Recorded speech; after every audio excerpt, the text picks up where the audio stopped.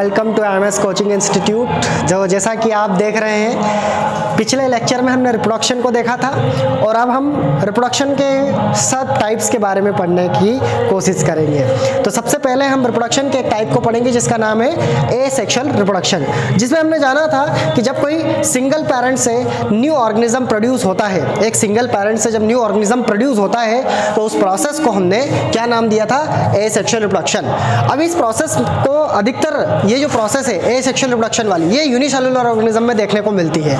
Unicellular means single cell से बने हुए ऑर्गेनिज्म जो केवल एक ही सेल के बने हुए होते हैं। तो जैसे प्लाज्मोडियम, अमीबा, हाइड्रा, ईस्ट, है ना, सिंगल सेल वाले ऑर्गेनिज्म, पैरामीशियम, इनके बारे में एसेक्सुअल रिप्रोडक्शन को पढ़ना है हमको, ठीक है। उन्हीं में ये प्रोसेस देखी जाती है। सबसे पहले एसेक्सुअल रिप्रोडक्शन को अगर हम देखें तो एसेक्सुअल रिप्रोडक्शन के जो टाइप्स हैं उनको डिस्कस करते हैं। तो एसेक्सुअल रिप्रोडक्शन के अगर टाइप्स की बात करें तो वो 3 टाइप्स हो सकते हैं। पहला है फीजन, दूसरा है बडिंग एंड नेक्स्ट है वेजिटेटिव प्रोपगेशन। फीजन जो होता है, जब एक यूनिसेलुलर ऑर्गेनिज्म की जो सेल होती है वो डिवाइड होती है और 2 डॉटर सेल या 2 से अधिक डॉटर सेल बनाती है, यानी कि सेल डिवीजन से एक न्यू ऑर्गेनिज्म बन रहा है। किससे? सेल डिवीजन से। तो उस प्रोसेस को कहते हैं फीजन।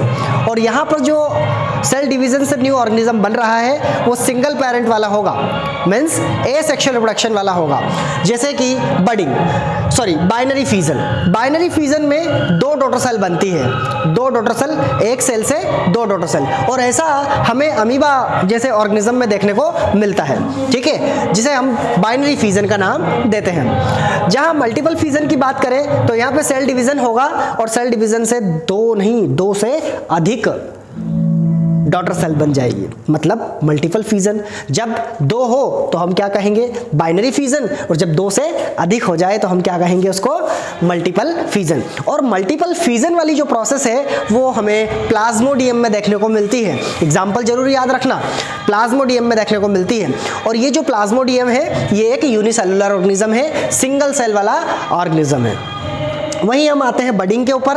तो बडिंग एक ऐसी प्रोसेस है जिसमें न्यू ऑर्गेनिज्म का प्रोडक्शन होता है। न्यू ऑर्गेनिज्म जो बनता है वो एक बॉडी के अंदर, या सिंगल सेल वाले जो ऑर्गेनिज्म होते हैं उनकी बॉडी के अंदर एक ऑर्गन या फिर एक उनका पार्ट, उनकी बॉडी का एक पार्ट है वो डेवलप होता है, जिसे कहते हैं बड।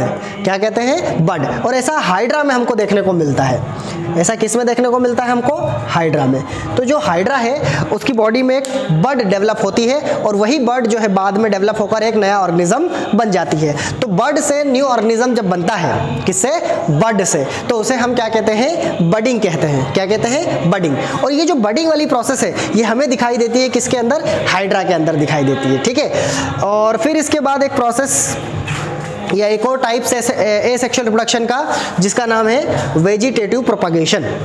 ये जो वेजिटेटिव प्रोपगेशन है आप देख ही रहे हैं, ये डिफरेंट पार्ट्स जो होते हैं प्लांट के उसके अंदर देखने को मिलता है। जैसे कि लीव्स से एक नया प्लांट बन गया, ठीक है। उसके बाद लीव्स के अलावा आप स्टेम देख लें, स्टेम से एक नया प्लांट बन गया, रूट से एक नया प्लांट बन गया, है ना। बॉडी के जो प्लांट की जो बॉडी है उसके जो डिफरेंट पार्ट्स हैं, स्टेम, बर्ड वगैरह, इनसे एक नया ऑर्गेनिज्म बनता है, रूट से एक नया ऑर्गेनिज्म बनता है, तो उसे हम क्या कहते हैं? Vegetative propagation. और अधिकतर ये वेजिटेटिव प्रोपगेशन जो है वो हमें सिर्फ और सिर्फ प्लांट में ही देखने को मिलता है। तो ये थी बात एसेक्सुअल रिप्रोडक्शन से रिलेटेड। एसेक्सुअल के टाइप्स के बारे में हमने देखा।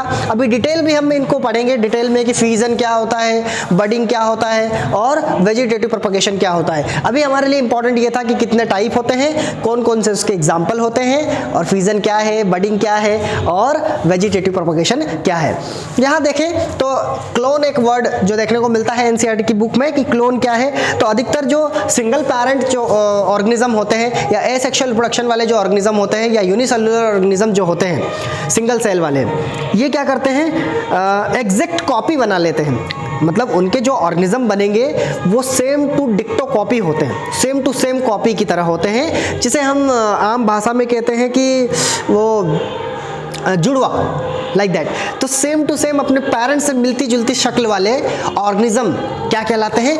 क्लोन कहलाते हैं। क्या कहलाते हैं? Clone. Same to same parents और ऑफस्प्रिंग, पेरेंट्स और उनका बच्चा सेम टू सेम जब दिखाई देता है तो उसे हम क्या कहते हैं? क्लोन कहते हैं। तो यह लिखा है कि ऐसा ऑफस्प्रिंग जो मॉर्फोलॉजिकली भी मतलब बाहर से भी और जेनेटिकली मतलब अंदर से भी, मतलब उसके जीन्स भी और उसका बाहरी जो स्ट्रक्चर है वो भी सेम टू सेम दिखाई देता है, सिमिलर दिखाई देता है पेरेंट्स से, तो उस ऑर्गेनिज्म को क्या कहा जाता है? क्लोन कहा जाता है। और अधिकतर जो क्लोन्स जो दिखाई देते हैं वो यूनिसेलुलर ऑर्गेनिज्म में दिखाई देते हैं। और कौन सी प्रोसेस में दिखाई देते हैं? तो एसेक्सुअल रिप्रोडक्शन में दिखाई देते हैं। किस में दिखाई देते हैं? Asexual reproduction. तो एसेक्सुअल रिप्रोडक्शन अधिकतर यूनिसेलुलर ऑर्गेनिज्म में ही देखने को मिलता है। तो चलिए दोस्तों, ये था हमारा लेक्चर।